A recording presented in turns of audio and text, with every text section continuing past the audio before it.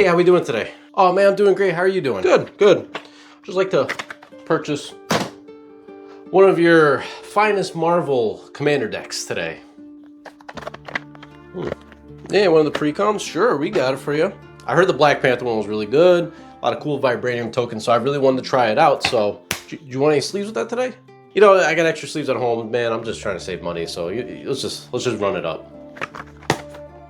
All right, that's going to be $87.95. I get my wallet out for that. So you said it's going to be $87.95.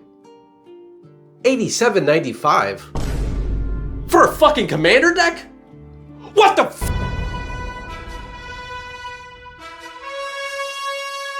It's your boy Weezy MTG with another drop today. Today we're doing something special. Today we're gonna talk about the Marvel set. That's right. Any of you that have clicked on this video are looking to see some opinions and potential hot takes on the newest Marvel superhero set. Now this set just released about 3 days ago. Let me see. Whatever. Nonetheless, the set released pretty recently. Now after release, I wanted to talk about what I like and dislike about the set. Got some opinions some of you may or may not agree with, so I want to really talk about it, see what the hoopla is about this set. Now, of course, like anything, there's good things and also bad things. I think this set overall was not bad, but there are some things that I have to kind of talk about, rant a little bit, and let me know what you guys think. So let's get right to this video and talk about this Marvel superhero set and why it's either good or ass. So I'm just gonna kind of go right at this, and honestly, I'm gonna start off with some of the good and some of the bad. I'm just gonna kind of mix it in there. Originally, I was gonna try to do it in chapters, but it was just way too structured for my tasting. Dude, I'm going right in there, and I'm gonna let you guys know that the first good thing I like about this set is if you're a Commander player, you really enjoy and you're really eating good. Yo, look guys, I gotta admit, the one thing about this set, I just really think it had good value for Commander. We had so many good cards. I mean, so many prints, dude. Dude, we're fucking eating good tonight. I mean, like, come on. Like, what other set is gonna have this much value for this game? Amen to that one. See, that's what I'm saying. Like, dude, we have it all. We got everything. Absolutely, we're eating good. Bro, I'm telling you, this is the best I'm eating in my entire life. It's almost like it was a Commander set, right? You call them Marvel Masters, baby. You know what I'm saying? You know what I'm saying? Yo, hey, bro, dog, bro, you good? Yo, this dude's choking right now, bro. Dude, he's choking. Dude, this guy's choking your food, dude. What are you doing? Chew it. Yo, bro, what the fuck? Yo, oh, shit. What the fuck? Bro, is that a Spider-Man reprint?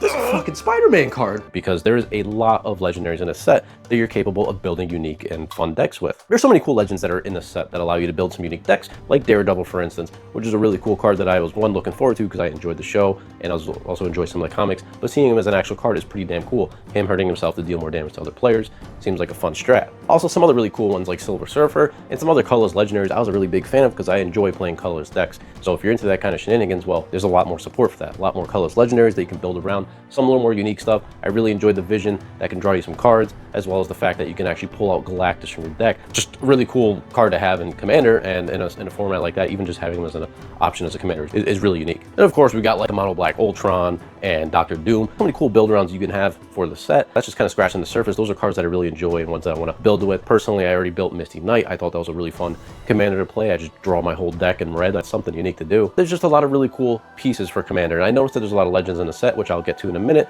But the thing is with the legends about this set is that there's now so many more options to create more decks. So there's quite a bit you can do with the set now, knowing that you have this many legendaries. But let's get on to another bad point is why the fuck do we have 363 legends? I'm doing everything I can to make more legendaries.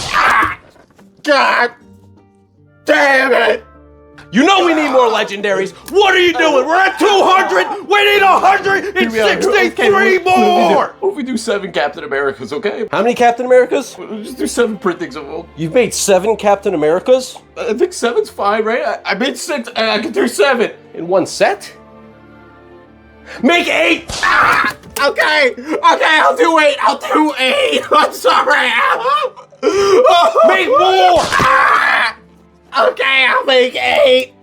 I'll make 8. We need more legendaries. We need over 350 damn legendaries in this set. Now, that's the thing about this set. There's about 363 legendary printings in this set. I did some research on it really quick, just a quick Google search. It'll tell you there's 363 legends in the set, and that's a lot. I'm pretty sure that's also including Jumpstart and Commander, but still, That is a lot of legendaries to print into a single set. This is the most we've ever had. Final Fantasy was in the hundreds. That is still a lot, I think. That set had a lot of legendaries that I'm still discovering to this day. The fact that this set has over 300 is kind of a little nutty. Did we really need 363 legends? I think that's just a little too much going on. I understand that the world has a lot of really named characters, but it would be cool to see some more bomb cards and more unique cantrips and more just all around other cards that we could throw in our decks. And 363 legends is a little fucking nuts. Really, I can't emphasize it anymore. It almost feels like legendary slop, because the thing is, when you start getting all the common and uncommon legendaries, they just start becoming legit slop. Like, just do basic abilities that are printed on pretty much any other card. Nothing unique, nothing new, nothing that makes it legendary. It's just name alone that makes it legendary. And that's just something that frustrates me with Universes Beyond and Magic in general, is when they just start printing legendaries just to have them. It's cool that we got Mockingbird and random really unique heroes in the Marvel set, but it's just like, dude, some of these abilities are just not cool. Like, they do nothing.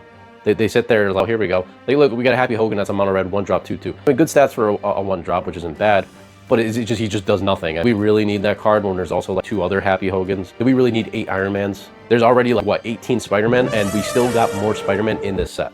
We even got another Spider-Woman for some reason. I don't know why we have so many Spider-Men, but dude, that's just a thing that kills me. It's, why do we have to print so many versions? I would have rather seen, instead of like 8 different Iron Mans, that we actually got another one of those name characters that they made a common or uncommon put into that slot. Come on, why did we have to get that many different versions of Iron Man? It's just same thing with Captain America. I don't even know how, I didn't count this one, but it's probably like 6 of them. Still, that's just too many freaking versions of one card. How many legendaries do we need of a single character? I don't know. I just feels like they kind of run out of ideas and they're like, well, let's just make it another Captain America or make it another Iron Man. Like, it's just something about that really grinds my gears a little bit. But let's get on to something else that's a little bit more nice. But one thing I did kind of brush up a little bit on is the deep roster. I mean, there are a lot of really cool cards in this set. Look, brother, you gotta admit, it's pretty cool that we have this many legendaries in a set that are more unique. I mean, look, we got Moonstone, Whiplash, those are some of the black cards I saw. I mean, there's so many different ones. We got a Misty Knight in red. I mean, there's some really dope cards, and I really enjoyed the fact that we got more obscure ones. Yeah, it's cool that we got some of those. I mean, it's pretty unique. I gotta give them that. Like, there's some far out there heroes that I did not expect to be put onto a Magic card. I do wish they put some more of the mid-tier ones. I mean, like, come on, like Doctor Strange. I mean, he's a pretty well-known guy, but we only got like 1 Doctor Strange in the set. It would be cool if we got more. I mean, it'd been nice. They missed out on Ghost Rider. Ghost Rider would have been pretty cool. I mean, I don't know if that's on the card designers. They're just trying to like push it to another set. You know, you're kind of right. I think that's on the card designers' fault. I don't know. They could have done something with it, I guess. I don't know. Hold on, let me check something. Did you skip out Ghost Rider? I put a lot of obscure ones. Why did you put Ghost Rider in the set? I told you! We need more obscure set. We'll do another heroes! Bring in the heroes for hire to cards, which is really dope. I like seeing Luke Cage, Iron Fist. Those are one of my favorites, seeing the heroes for hire actually presented on the card. Now, could they have done better with their abilities? Probably, but I'm not here to talk about that. I like the fact that we actually brought in the more unique characters to the game. I just wish they actually did some more work for them and cared about them a little bit more. Like I mentioned before, is just like having all these slop characters, but still, nonetheless, they were able to get quite a few unique cards in there. We got Whiplash, which is dope. There's a villain, I believe it's an Iron Man villain, but having something like that, having a more unique ability and card like that is kind of cool. We got like Wasp and Ant-Man himself. Like, those are really great representations of heroes that are probably the more oversought ones, especially when talking about Avengers. I know it's a superhero set, but shit, even the She-Hulk, the mythic She-Hulk is really good. Everyone's probably talking about this one. But yo, having this Jennifer Walters / She-Hulk is a really dope card, and it's cool and does a really unique ability, just stopping other players from casting stuff on your turn. Just an all-around dope card. I think this is a cool one, and there's a lot more cool like rostered characters in here, and I think that's nice. They even brought back some of the cards from the Secret Lairs. They didn't bring back Deadpool, sadly, but I'm sure he'll come in like an X-Men set. They'll probably have that.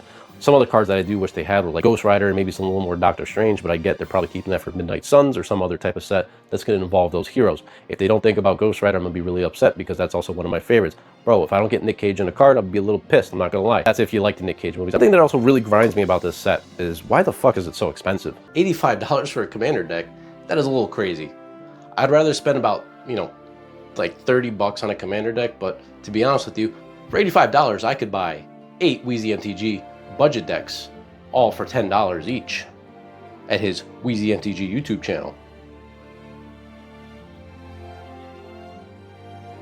You heard that?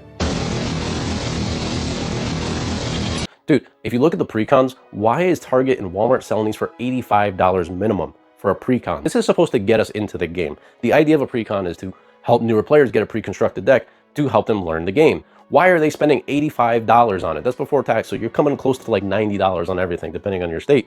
And dude, that's a lot of freaking money. What the hell? And on top of that, I noticed this with TMNT because the pre-con was like $75. That's pretty damn high. Pre-con should be about 35, 40 bucks. Straight up, they should have been like that. They should have stayed around that price. The Lorwyn pre-cons were pretty good on the pricing there. Then TMNT came out and it's just like, oh, one pre-con, but it's there, it's $75. Come on, consume. Fuck, dude. $75 for that, that's too much. I don't care how good the deck is. If I'm buying a pre-constructed deck from the factory, unless it has $1 million worth of reprints, there's no point in me spending $75 on it. And honestly, the pre-cons for Marvel, I'm not very interested in. There's no reason for me to spend $75 on it. So why would they price it at that? I mean, maybe some other people are interested in running a Doctor Doom or Black Panther, which by the way looks like a really cool deck, but it's like, I like the idea of the deck, but dude, I'm just gonna print it. I can print the deck for like, what, 10, 15 bucks using somebody else's printer. Like, that's way better than spending almost $100 on a pre-con. Eventually, there's gonna be $100 per pre-con, and it's really getting there. You're only $15 away. I think Universes Beyond needs to chill the fuck out with the whole sealed product being expensive. These Universe Beyond boosters are way too expensive. There's no way that I see Target and Walmart selling them for almost $9 a pop. That's fucking nuts, man. I'm not paying that. No, I'm good. And I see the price tanking on TCG. Last time I checked, it was about $125-ish for a play box of Marvel. And it's probably because nobody's buying it. It looked like it dropped down $30 since the launch, and no one's going to spend more than $120 on these because the set boxes used to be about $115, $110. So they need to price their shit right because, yo, there's no fucking way. Sealed product is just not attractive right now. It's way too expensive. What is killing me about the sealed product is that the jumpstart is about 150 bucks, which sucks because these are supposed to help you get into playing the game. And most of the boosters are just ridiculously expensive. Being $150 for a jumpstart box, that's kind of like no-go for me. I'd rather not. I'm not gonna buy a jumpstart unless I want to like play it, get some of the cool cards in there, and which, by the way, most of the cards in the jumpstart are cooler than the actual set. So that's probably why it's expensive. Nonetheless, I don't want to spend that money. I'm good. These sets are just getting way too expensive. This is why I budget build, because, bro, I cannot afford to play Magic. It is that expensive. It's gotten so expensive. Just buy singles. Like, really buy the cards you want. That's what I'm doing. I'm just gonna go buy singles. I don't know. I think just spending this much on booster boxes is not fun. Like, it used to be so much cheaper, much more affordable. Like, Jumpstart used to be $100.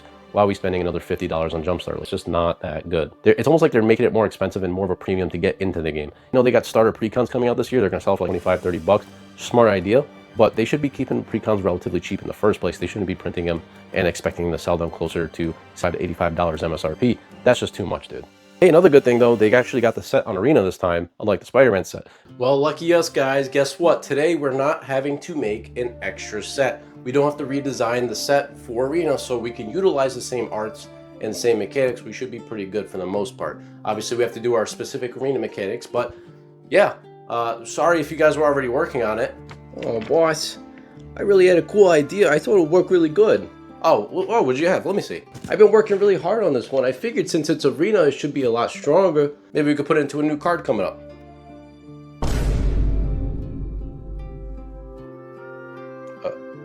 Captain America, Brave New Bulge? What is this? Why is it 0 mana? I thought that's how you make the card. I mean, Guy isn't even a creature type. I thought we had that as a creature type. You just went, what is this? It just wins the game. I was working really hard on this one. Boss, no, geez. What the fuck? We're not making this. Now, I know a lot of people actually enjoyed the fact that the Spider-Man set had alternate versions to actual cards, but the one problem I have with that is that takes a lot of manpower away from the company. There's a lot of people working on Arena, but I feel like there's something there, right? Like, if they have to rush to design a whole, the 363 legends, I feel like it'll become way sloppier than the actual set is. So to me, I feel like it's good that they're able to utilize the cards from Marvel. Yes, Arena tends to change the mechanics anyway, so there's gonna be a lot of slop nonetheless, but still, at least they don't have to rush to it and do all that. So good that they can use it. Maybe they should keep that going. If you're gonna make a set, make it completely available for Arena, because I feel like a lot of new players get confused when they see these cards and then they see the Marvel cards, and it's like, well, this is the same thing. Like, I see a lot of like new players throwing questions on forums and on Facebook posts of like, is this the same card? I use this in real life, and it's just like, I think it makes more of a problem than actually fixing one, given that they didn't have like rights issues, so it made sense. But it's nice that they actually have it available on Arena this time, so good for you, Wizards. Good job. Another big gripe I have about this set is actually kind of more of a Universes Beyond thing. That's going to happen for the next two things I'm about to talk about. But the one thing that really grinds me about this set, and just anything Universes Beyond related, is that there seems to be a lack of story going here. Look, guys, if we don't write a story, there's a lot less work to do, which means we can make more sets and make more money. That's it. There's no punchline. That's just how we do things.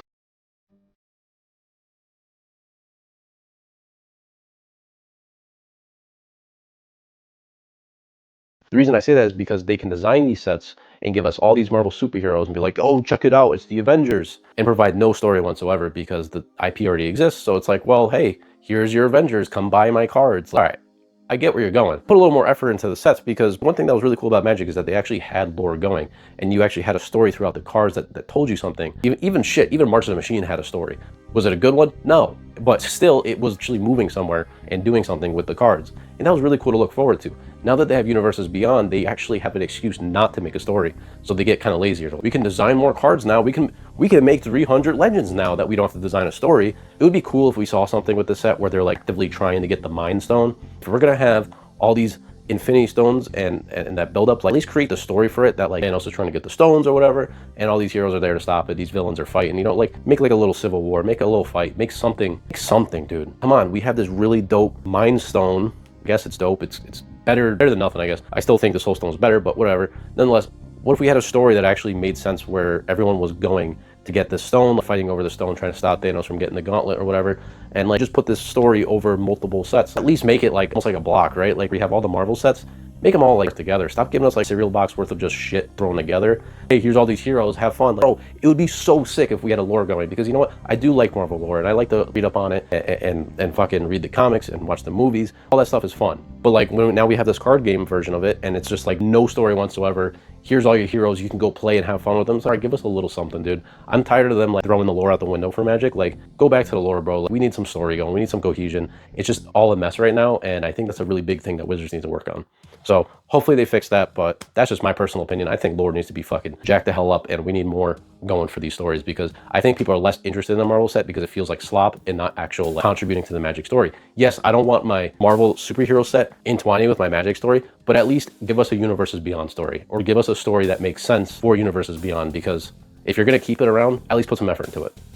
That's all I'm saying. Now, the keywords in the set were okay. Some issues I have with them. I mean, teamwork isn't bad. So what does teamwork do exactly? Well, see, with teamwork, you tap any amount of creatures equal to the teamwork cost, Right. and then now you cast a card for its teamwork ability, so you get the teamwork effects. Think Okay. more of like Kick, right? It has like an alternative cost that you can pay to it. So and it it's gets very that extra similar to effect. Convoke. Well, you know, it's kind of like Convoke in a way, but like doing like an alternative cost that like actually gives extra abilities. I mean, come on, it's pretty unique, right? So essentially it's like a Convoke but modal. I mean, I think it's pretty genius. It just seems very similar to a lot of things that we already have. Well, look. Power Up is really good. Power Up is really good. You got to hear me on Power Up. Power Up is pretty strong. Okay, what does Power Up do? Yeah, look at this Power Up ability. It's very good. We can take an extra turn. So it's like Exhaust, but instead it's just called Power Up. So it's another blink slot mechanic where you blink the card and you can do it No, again. guys, it's not a blink slop. You could activate it once. Okay? You activate it once. All right, and you get this cool power-up ability that makes it really strong. Like pretty much all the other ones that they've been making. It doesn't do anything else, whatever the power-up says, but it's there. I mean, come on now, the power-up is pretty good. But you get to do it once, and you got to blink the commander, and you got to build around blinking if you want to have multiple. No, dude, it's the same shit as everything else. We got like 500 different mechanics that do the same thing.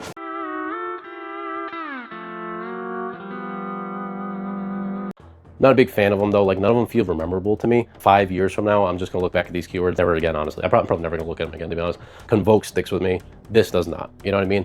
Improvise sticks with me, which they brought back, thankfully, and really good mechanic, but that's gonna stick with me. Everything else though still feels like it's not. Team Up doesn't feel really that great. Power Up just feels lazy. I feel like it's another version of Exhaust or some shit. It just doesn't, I don't know, I don't really like it. There really wasn't too many good power-up abilities for me to want to even build around it, so I'm like, all right, maybe there's a cool power-up here and there, but like Iron Fist one pissed me off. I'm like, dude, if this dude punches a hole through a helicarrier, then I want him to be able to like do a little something else with his power-up.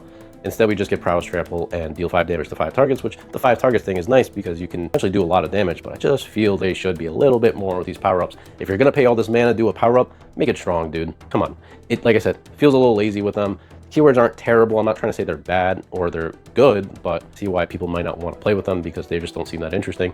Most of the cards that I'm very interested in do not have power up or team up or any dealings with these at all. I think the most notorious one is probably the Nick Fury 5 color, because everyone's going to use it for CDH, not for what it's intended for. No one cares about the power-ups or any of that. People are going to be able to actually have them in play. 1-drop 5 colors is kind of dope. I will give them that. That was cool. I really did like that card. Nonetheless, I still think it's just going to be one of those things that nobody remembers in 5-6 years from now. Who's gonna remember Power Up or Team Up? I guess if they make it in other Marvel sets, sure, but if they bring those back, they better fucking put some work into them. The last one's gonna have some positive and negatives about it, but I'm gonna do this, and I'm gonna wrap it up because I'm done yapping about this shit. Now, Jumpstart. This is something that Universes Beyond tends to like to do.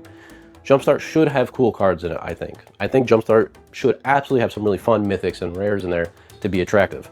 The problem I have is when the Jumpstart has most of the legends that are way better than the normal set, it makes me just feel like the regular set's pointless, bro. Honestly, this set has probably all the cool heroes in the Jumpstart, and that's probably why the Jumpstart is so expensive compared to the Play Booster box. It is literally more expensive than a Play Booster. That's nuts that it's like that. And to me, that just feels off, and I don't like that, dude. It almost feels like they lock it behind a paywall. Like, you can get a Jumpstart booster box and get all these cool heroes, or you can buy a collector box, but you cannot buy it in our Play box, which is already a premium product because it's way more expensive than it should be. I think that's just a bunch of baloney. I don't like that, dude. I really don't. Like, if I want to get the copy of Luke Cage, which I think is awful, by the way, I really hate that they did this one like that because that just doesn't feel like his ability at all, but whatever. Hero for Hire Luke Cage is probably like, what, $5-10 or some shit. All the Jumpstart cards are like ridiculously expensive, $15-20 for effects that you can find on $2-3 cards.